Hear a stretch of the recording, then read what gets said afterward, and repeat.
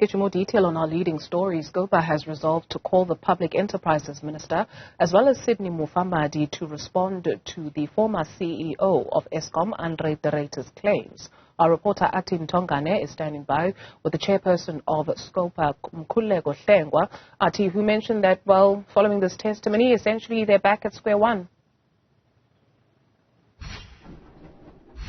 Yes, they do feel like as a committee that they're back at square one, especially at the back of the MPs, expressing frustration in that they did not get the adequate responses that they expected from the former Eskom CEO, Andre de Ruyter. In fact, as you've mentioned, they have set up to meet with the board, the Minister of Public Enterprises, Pravin Gordhan, as well as the advisor to the President, Sydney Mufamadi, because, of course, they were mentioned by the former CEO. But I do have with me the chairperson of the Standing Committee on Public Accounts, Mr. Hlengwa. Thank you for joining us. Now, before we go into who you have up next on the hot seat, talk to us about this engagement that you had with the former CEO, especially in light, of course, of those damning allegations that he made in the TV interview. Well, this is a totally different ballgame, right? Because here it's a formal process of Parliament. And so really we need to speak to detail, which was quite absent. But there are pointers in terms of what should follow next in order to test the allegations. And we must view the work we are doing in the context that above and beyond the letter that we received from Honorable Hadev, is the fact that we have been strategically focused on Eskom in any case. So some of the areas that he's touching on insofar as the cartels are concerned, we've been quite alert and alive to those issues in part of the oversights that we have done. But it's very different when they come from a position of authority within the entity. And we consider Mr. de Ruyter to be a person of authority, having been the GCEO.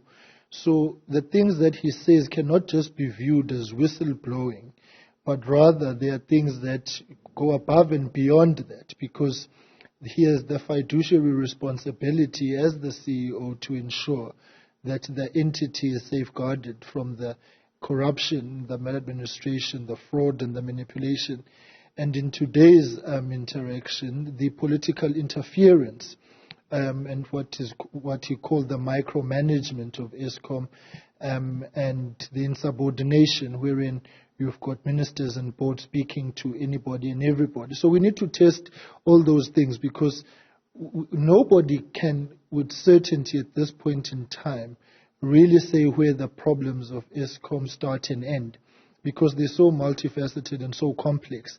And so Mr. de Ruyter has opened the window or the door really to some of these issues.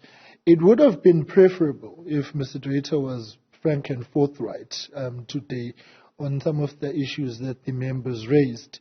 But he has decided that his modus operandi will be to point us to other entities, and we are definitely going to do that. But in any case, we had resolved on interacting with those individuals, so the National Commissioner of Police, because in the submission that Mr. de Ruyter makes is that once they had met, a senior official, a brigadier, had been appointed. These matters have been reported to the SAPS by his presentation today as far back as April, May 2022. So we need to get an update report in terms of how far things are. So I think in part it was a missed opportunity by Mr. de Ruyter today to take the nation into confidence. But nonetheless, we will be interacting with him again. That is certainly on the cards. But of course, the next step now is to interact with the board of Eskom, whom are the legal custodians of the operations as the accounting authority of the board. Mr. Hlengwa, you're quite correct in that Mr. de Ruyter is not appearing before the committee and certainly not before Parliament for the first time, and you are aware of some of these corruption allegations that have surrounded Eskom. And given the fact that he responded in the way that he responded today and how he responded in that TV interview, and you wanting him to return again, do you perhaps think really is going to take you into confidence with regards to disclosing the names of these people that he alleges are politicians or be it ministers who are colluding with these cartels? And just in light of really the kind of responses that he's given, do you think he's going to reveal them, and also bearing in mind the legal advice that he is receiving? Well, the saying goes, try and fail, but don't fail to try. And so just because today has had the outcome that it has, insofar as us not making the headway that we want, does not mean that we then turn a blind eye or give up on what Mr. Ruyter has to say. Because, you see, these things happened during his tenure. It's not information that he stumbled upon post-office. So we are fundamentally interested in knowing whether he executed his own duties and responsibilities within the prescripts of the law itself. So you do also recall that there has been a massive challenge with the vetting of Mr. Ruyter. So he can't be let off, untested and unprobed. And I think that the colleagues were quite clear today with that outlook. So he definitely has got answers that he has to provide. And, of course, today was that he appeared at the behest of an invitation. The committee could very well decide, after having engaged other stakeholders, to have an inquiry, which will be a different parliamentary construct in terms of what happens then.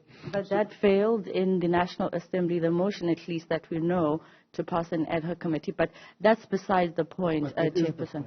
Okay, if that is the point then, and members having tried to get this ad hoc committee established and not getting the responses that you wanted today from De Ruyter, I'm just wondering, as oversight and as an arm of legislature, how are you going to get these answers then if he is not willing to disclose of them, especially, like I said, bearing in mind that he says he's getting legal advice so that he does not disclose these names? Yeah, but you see, the National Assembly's process insofar as the ad hoc committee is concerned, not our process as a committee.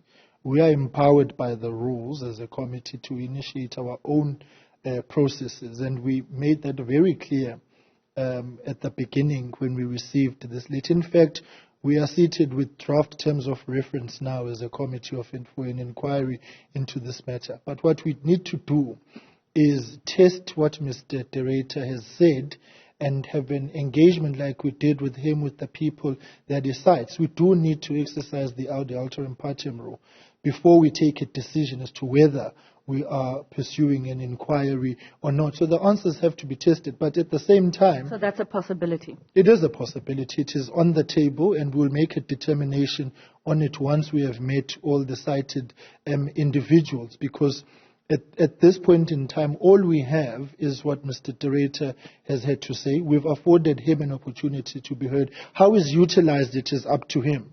And how those individuals and entities will utilize this, up to them. But on the basis of the holistic responses we'll get, we'll then take a decision. The second point, which is important, is that I'm saying is that if we venture down an avenue of an inquiry, then amongst others, those appearing before us must take an oath, and so on and so forth. And the powers and privileges applies even with the responses that we've received today. So nothing is off the table, but it would be irrational for the committee to take a decision having not heard all the parties. So that is why Mr. Ruyter will still have to submit written responses to questions that will be put to him in preparation for his next hearing. I think the slight technicality is that he's now appearing before us as a private citizen, right? But he's appearing as a private citizen on the basis of work and powers and responsibilities he exercised and information he exercised whilst in office. So that is why he can't just be treated, as if he was never at Eskom.